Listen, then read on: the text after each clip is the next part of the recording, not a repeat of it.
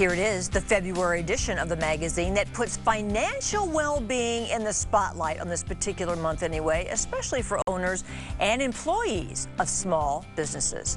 Whether you're self-employed or you have 2 or 3 or 100 employees, benefits keep people on the job. Ruth Anand makes that happen for small businesses. She's a financial representative for Modern Woodmen of America. She wrote this article in here, helping small businesses offer benefit packages to employees. That's what we want. Everybody wants the best benefit package. Exactly. So that's not a tough sell, I guess. No. So when you write about this, who did you have in mind exactly, Ruth? Who did you want to emphasize here? Well, not just the business owners, but also the employees of the business. And many people don't realize that the businesses can be just a business of one. Yeah. You know, it could be that farmer that has a farm, and most of the wealth is tied up in the farm. Yeah, I saw your examples of farmers, if you're self-employed, direct sales. Like now, there are a lot of mainly women who want to stay home and raise their kids who are doing those kind of businesses. You can help them too? Exactly. They have opportunities to put some of these plans in place and save more than just a regular individual that's working for a corporation. Yeah, so you can have an HR team for a small business. Exactly. That must be fun for you. Like even when you work with farmers, you said you have a lot of clients who are farmers. Yep, it is. You get to know the family and what their family concerns are, and a lot of times with the farmers, that family concern is to keep that farm in the family.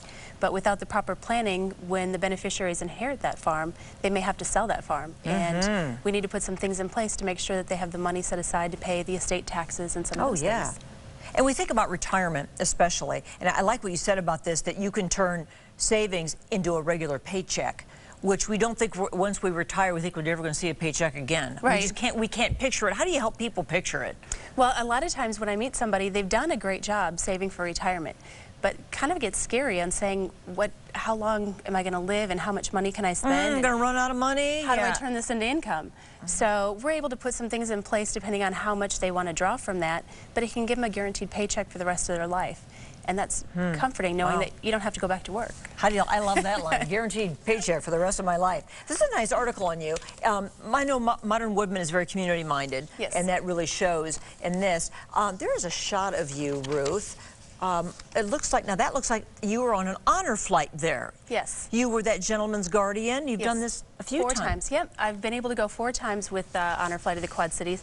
And many people don't know, but I was also in the military. I was in the Army Reserves as military police many moons ago. Oh, it wasn't that many moons ago. So now the fact that you have that background, that military background, and you're helping honor flight, and you're a financial representative for Modern Woodmen, how does that all come together? How does your military background play into what you do now? Well, it makes it very easy with a lot of my clients, because so many of my clients are 50 and over, and they've been in the military themselves. So we kind of have a common bond of something that we can open up that first conversation with and get comfortable with. Well, you can find out lots more information in this article, that the one we're talking about today, that Ruth wrote. But there are many other great health-related, business-related articles in Healthy Cells magazine.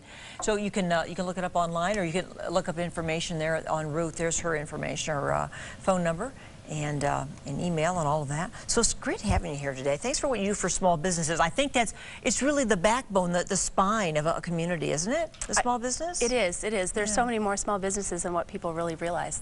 Yeah, like you said, it could be 1 or 2 people. Yeah. Yeah. Thank you, Ruth. Good seeing you here today. Thank you. We're going to wrap it up.